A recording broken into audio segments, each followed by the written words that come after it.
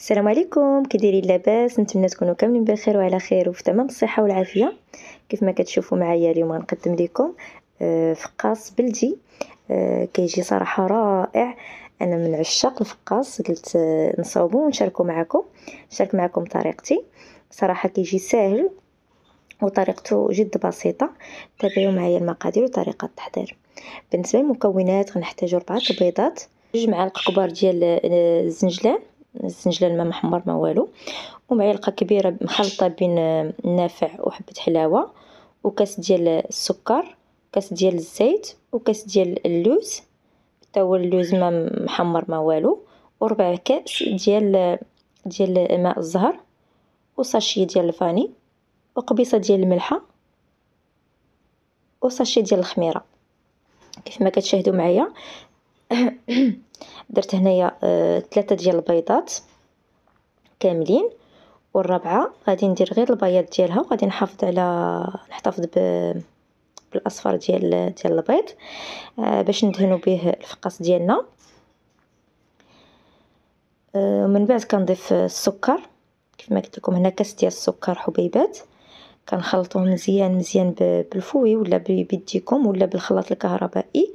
المهم تحاولوا تخلطوا مزيان حتى تذوب ديك السكر، ونحصلوا على واحد الخليط اللي كيكون شويه فاتح. هنايا كنضيف واحد القليل من الفاني، تقدروا تستعملوا الفاني حبيبات. وكي قلت لكم كنخلط مزيان حتى كنحصلوا على الخليط كيجي على هذا الشكل هذا. وكنضيف الزيت وربع كاس ديال المزهر. شوفوا هنايا المزهر خليت فيه واحد شويه، يعني قل من 4 كاس. كيف ما كتشوفوا معايا قل من 4 كاس ديال المزهر صافي. وكنخلط مزيان هذاك الزيت حتى هو كينسجم مع البيض.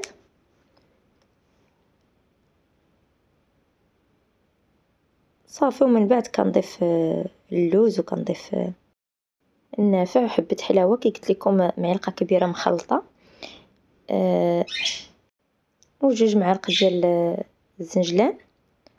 صافي كنخلط مزيان كاع العناصر باش ينسجموا مع البيض. صافي. ومن بعد كنضيف خميره حلويات 8 غرام، وكنضيف الدقيق شويه بشويه، وكنجمع العجين ديالي حتى نتحصل على واحد العجين اللي ما كيكونش قاصح بزاف هكا باش ما يتشققش لينا الفقاص ديالنا بزاف. يعني العجينه تكون شويه رطبه، تجي رطبه ما تكونش كتلصق بزاف في اليد وما تجيش قاصحه.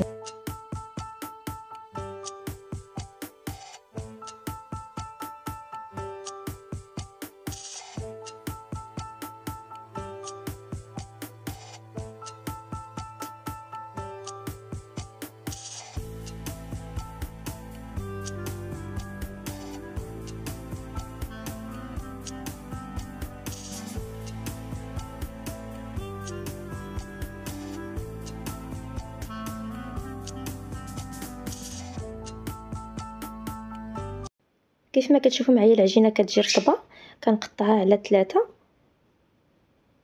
وكنشكلها على شكل حربول على هذا الشكل هذا. صافي. وكنحطهم على صفيحه الفرن. من بعد من بعد كندهنهم بصفار البيض. صفار البيض كنزيد عليه شويه ديال الحليب ومعلقه صغيره ديال النسكافيه. كيف ما كتشوفوا معايا كنخلطهم مزيان وكندهن بهم الفقاص ديالي هكا باش يعطينا واحد اللون ذهبي من الفوق. صافي. كيف ما كتشوفوا معايا انا الفقاص ما تقبته ما والو. نتوما الا كنتو باغيين تقبوه من الفوق تقبوه ماشي مشكل. صافي. من بعد كنبدا ندير خطوط بالفرشيط هكا باش يعطي داك المنظر للفقاص ديالنا. صراحه هذا الفقاس كيجي رائع كيف ما قلت لكم، وكيجي مقرمش. الصراحه هذا الفقاس انا كيعجبني.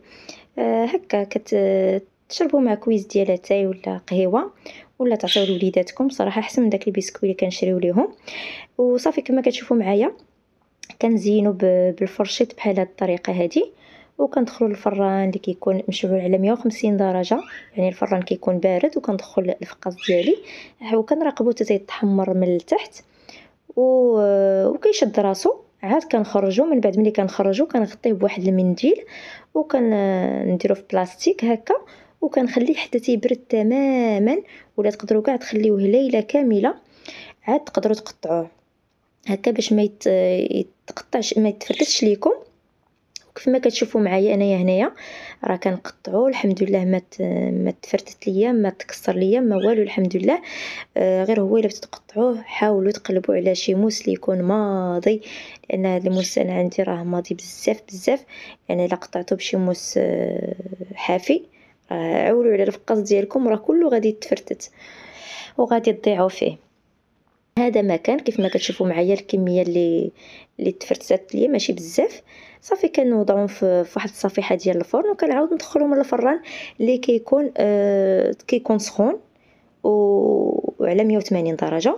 ملي كندخل الفقاص ديالي كنقص العافيه على 150 وكنخليه يتحمر وياخذ اللون الذهبي على هذا الشكل هذا. كيف ما كتشوفوا معايا صراحه كيجي رائع هذا الفقاص هذا. غير جربوه، غير جربوه، ان شاء الله انا متاكده غادي يعجبكم وغادي تنجح معكم الوصفه، لان الوصفه ناجحه 100%. دمتم في رعايه الله، الى فيديو قادم ان شاء الله.